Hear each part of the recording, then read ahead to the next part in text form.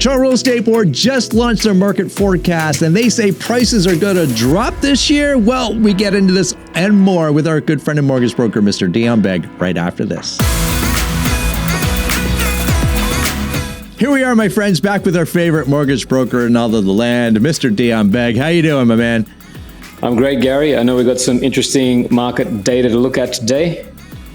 That's exactly it. Toronto Real Estate Board annually comes out with their forecast and what's been going on in the market through their eyes and through the partnership of Ipsos. So there's, a third party involved in analyzing all of this data. But I got to tell you, we said this last week. I can't believe February is almost done and March is around the corner. I don't know if there's a cautious optimism out there, but I'm feeling it a little bit from just our clients and talking to our clients. I don't know about you, Dion.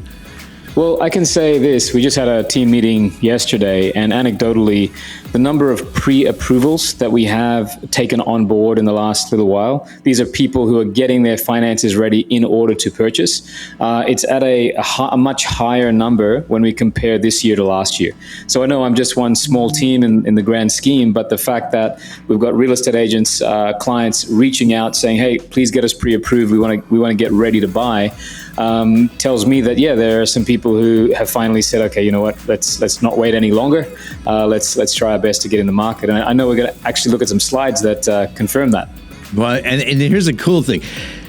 What that tells me is people are actually listening to your advice instead of waiting, hey, let's go out shopping with a realtor. No, the first conversation typically should be with your mortgage broker, Dion, and his team.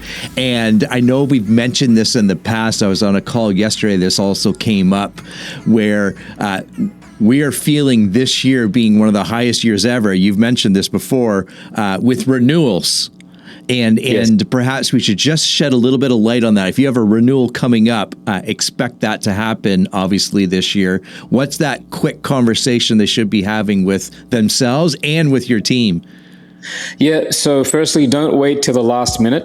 You want to push your current lender to get you an offer, ideally 2 to 3 months before the actual maturity date.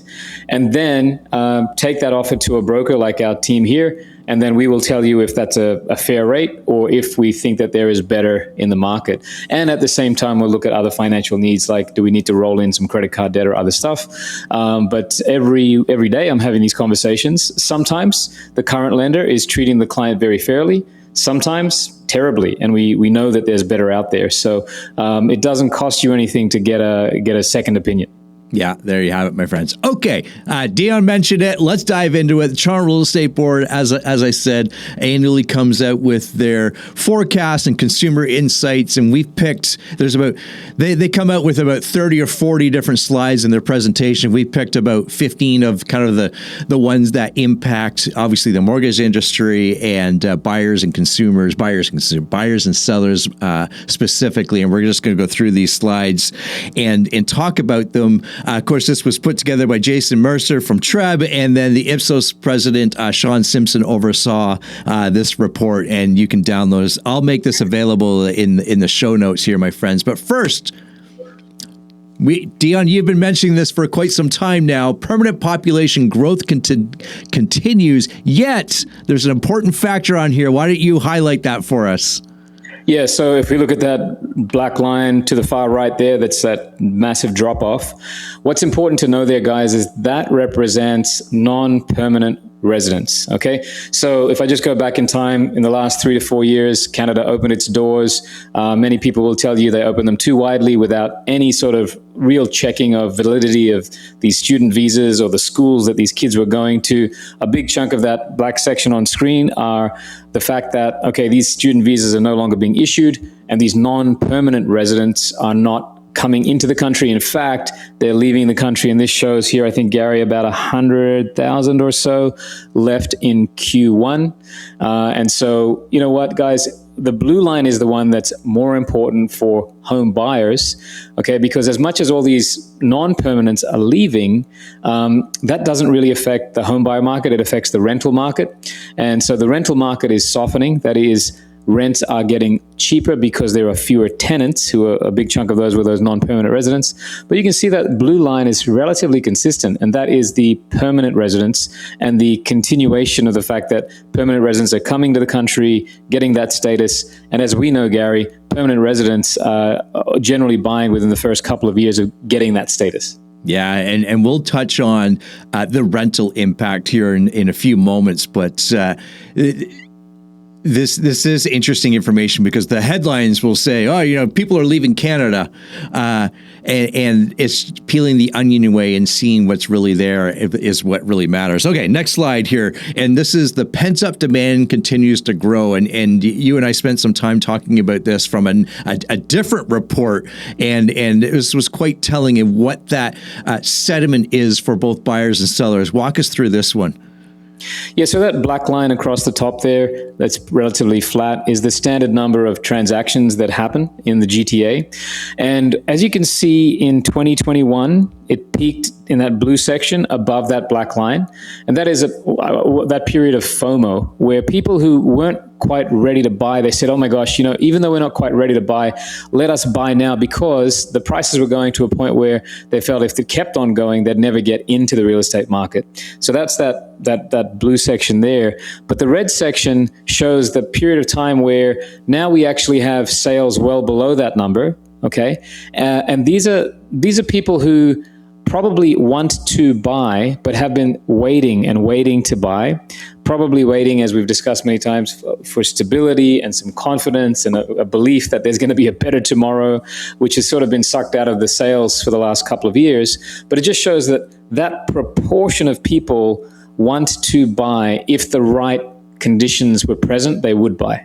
Yeah, there you have it. Okay, let's move on from that. Economic confidence is near historic lows. Now, there's a lot of outside factors, outside of Canada factors on this, and I keep getting called out on this on the socials, but that's okay because it's really what it is the world economic view perhaps is at a historic low, which would be in line with why perhaps Canada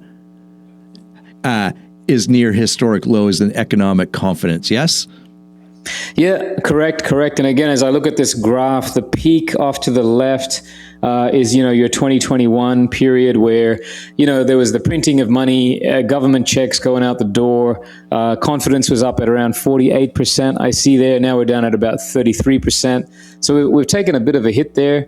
But again, I get it. If I'm a first-time home buyer, considering multiple thousands of dollars purchase, hundreds of $1,000s purchase, you probably want the world to be in a little bit more of a stable situation than it is now.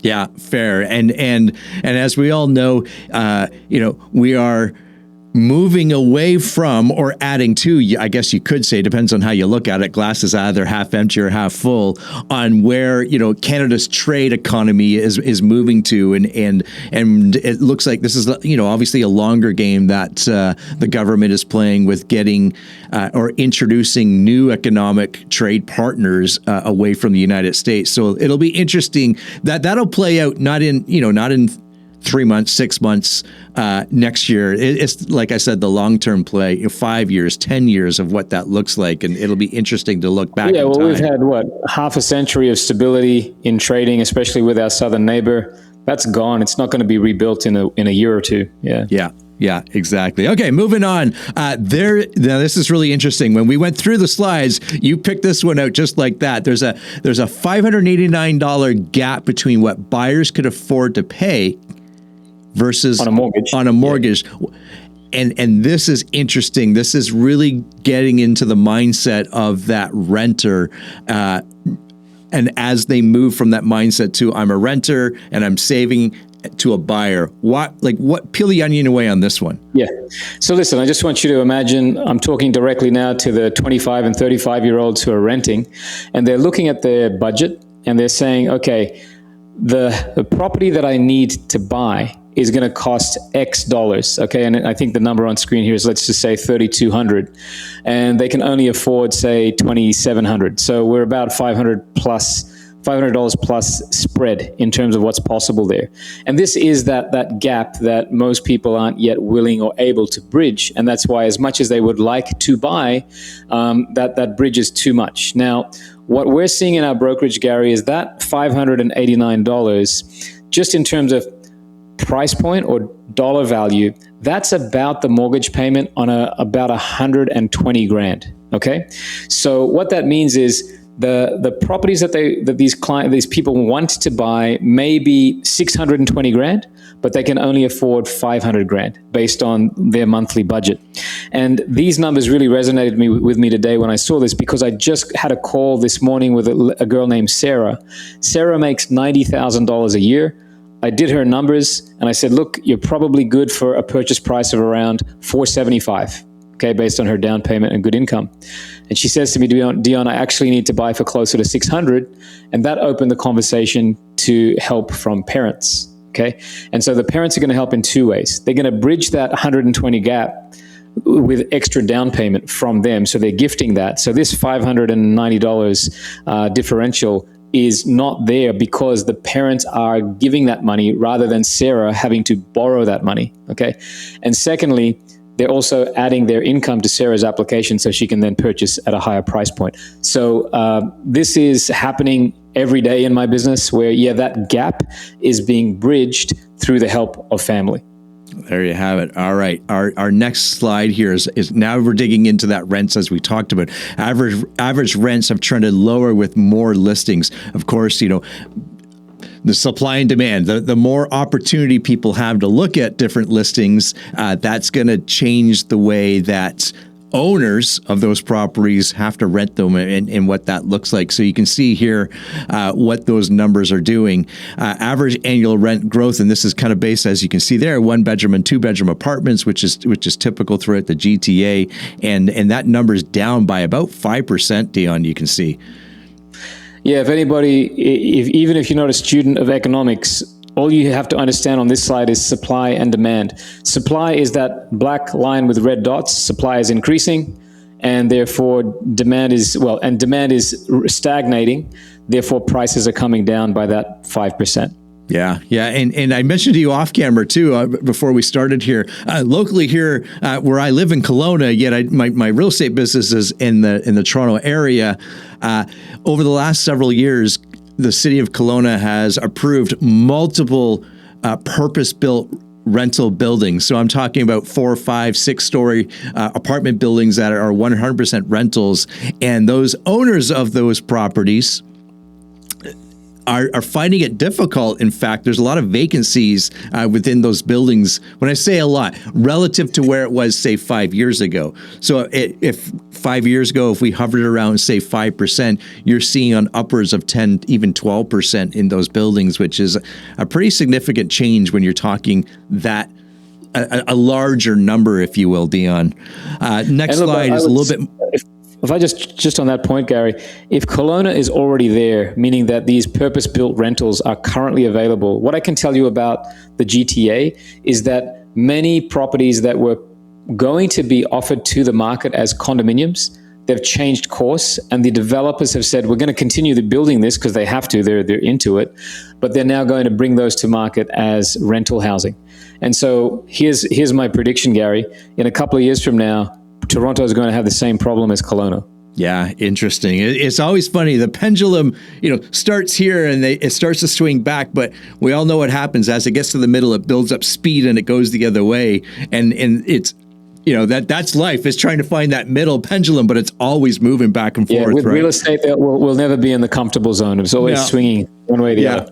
Yeah, and to add some more clarity to that, obviously, average rents have trended lower with more vacancies. That's that goes hand in hand there. Yeah. You can see here, though, and in line with what we had just mentioned, that average rents down this year at least 5% from where it was last year in the Toronto Real Estate Board, which is quite interesting.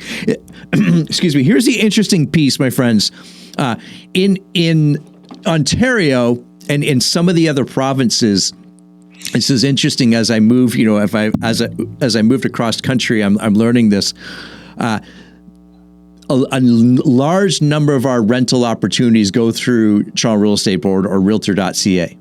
which allows us to obtain some very specific information like this. As you get into other provinces, that same rental market does not go through realtor.ca. So it's all privately owned websites and what have you. So this is a good thing from my perspective, where we can get this analytic information and talk to you as, an investor, an owner, a renter. So consider yourselves, if you're in the Toronto Real Estate Board area or Toronto GTA area, consider yourselves somewhat lucky to have this information. Good stuff. Moving on. Renters would tolerate, now this is really interesting, Dion, and this is right up your alley. Renters would tolerate another $500 in monthly payments before, this is interesting, before being provoked to buy. Let's peel this onion away. Well, Gary, that pretty much overlays with that previous number, which was closer to 600, right? Meaning that, buying is $600 a month out of reach.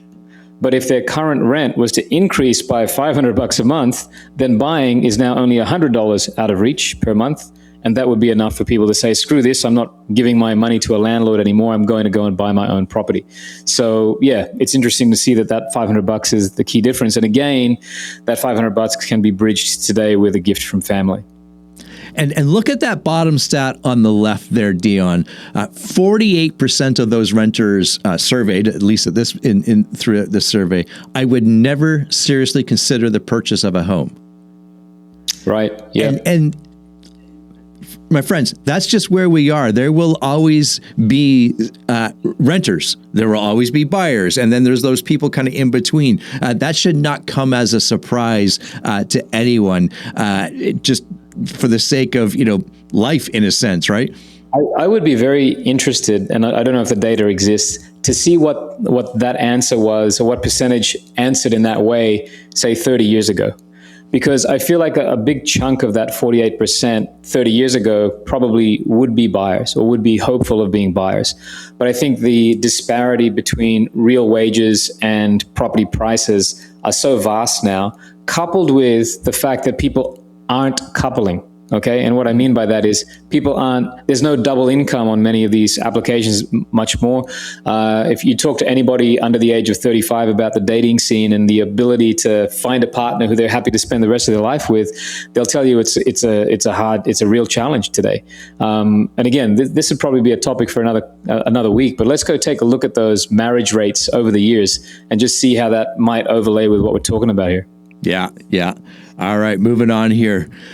First-time home buyers are likely to make up a large share of the buying pool this year. And you can see over the last several years, it's been hovering around that 42%, peaked in 2022 at 46% because of those low interest rates, I'm assuming, from that. But it's interesting as that creeps up, Dean. I wonder what that buyer sentiment is from that perspective.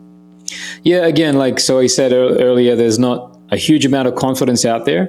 But if you look at those last couple of years where people have been sort of waiting and waiting, they might just now be saying now's the year to not wait anymore. And they've got that pent up demand. They've been wanting to move for years. Prices are now down. Rates are certainly down from 2023, from 6.5% to 4% now. So I can see why people say, okay, well, even though things aren't perfect, even though there is still uncertainty, things are better than they were. So maybe that's a reason for that slight bump there. Yeah. And if I was to look at this from a seller's point of view, if I've got that condo or that townhouse or that lower priced home within your market, this is a good thing for you. Seeing that first time home buyer percentage increase, and you'd really want to work with your agent so you're marketing towards that type of buyer for sure.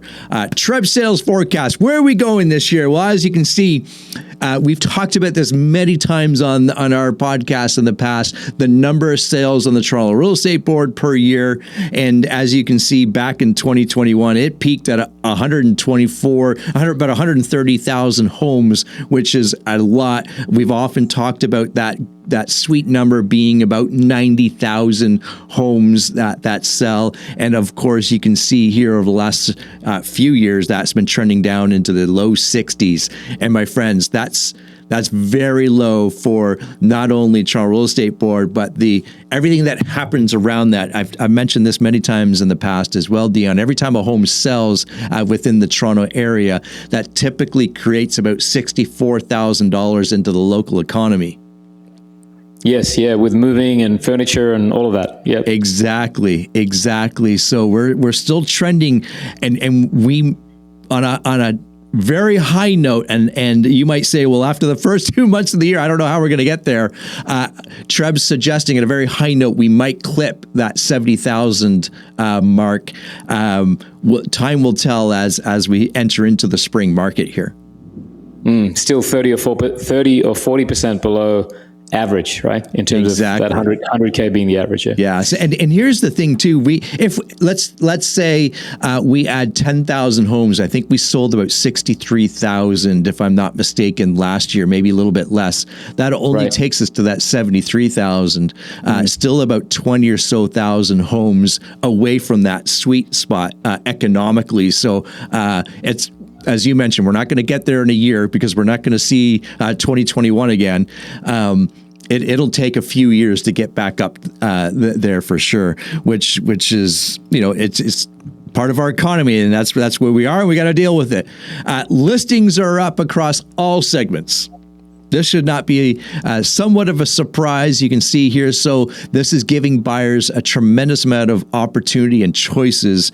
And the red line semi-detached, that will always remain low because there's not a lot of semis that are available, meaning there's not a lot of semis that actually get built by builders. Townhouses and condos are that's trending higher. And then, of course, the detached is outpacing just about everything right now.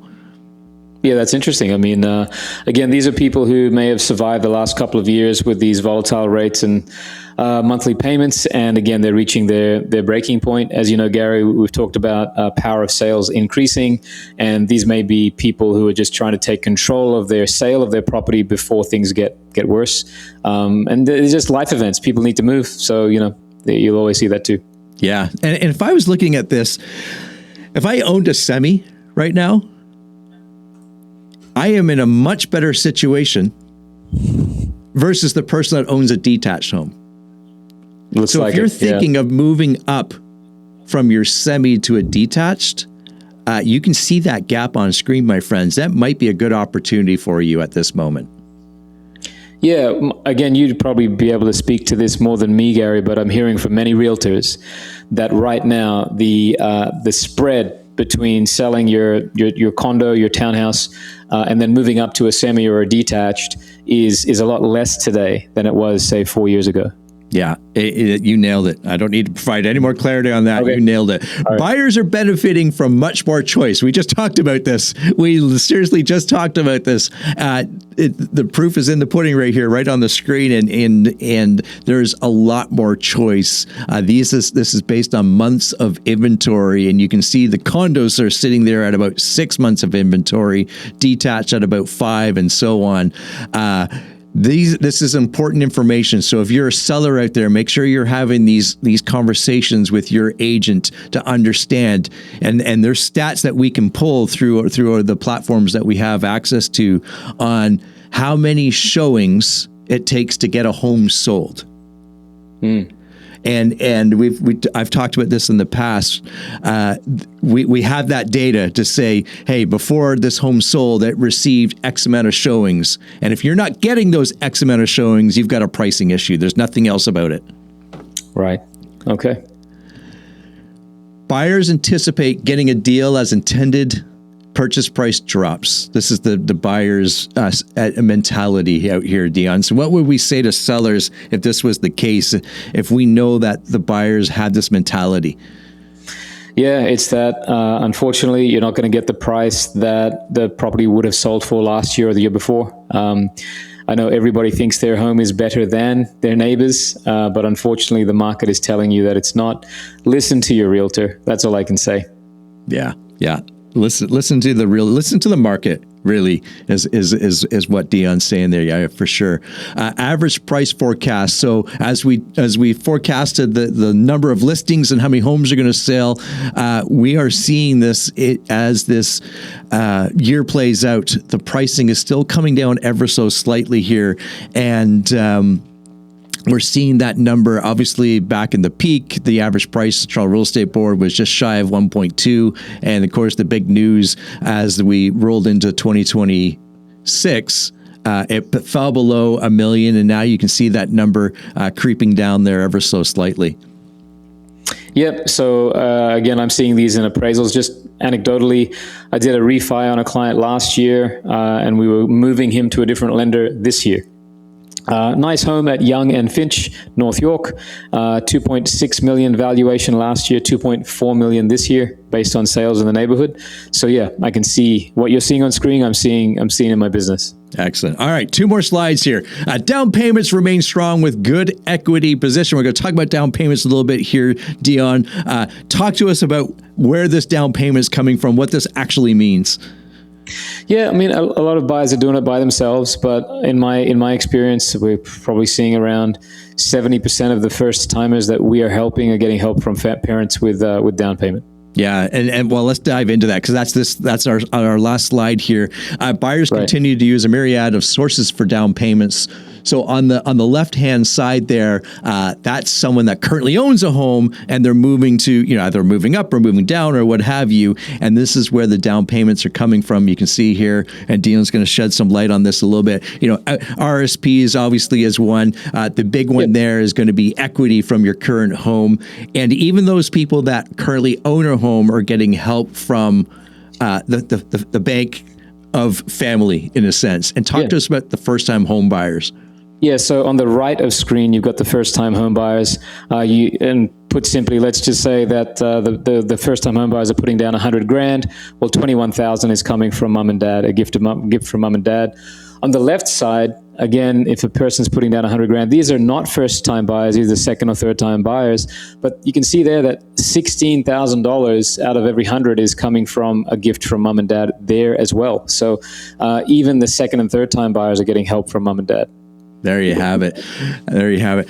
There's many, many more slides that we could go from and through, and I'll make that link available for you in the show notes there. But we just wanted to highlight some of the big things that's coming out of the Toronto Real Estate Board today as they're doing their roadshow and presenting this to the local realtors. This is important information as you are in the market, whether you're selling or buying. It helps set expectations on both sides. So if you're a mortgage broker, if you're a realtor, make sure you're having these conversations. If you need help with that, Dion, talk to Dion and his team. How do they do that, my friend? Yeah, you can reach us at our website at kangamortgage.ca or Instagram at Dion Beg. There you have it. Of course, that's Dion Beg. I'm Gary McGowan. We'll see everybody in the next episode. Goodbye for now.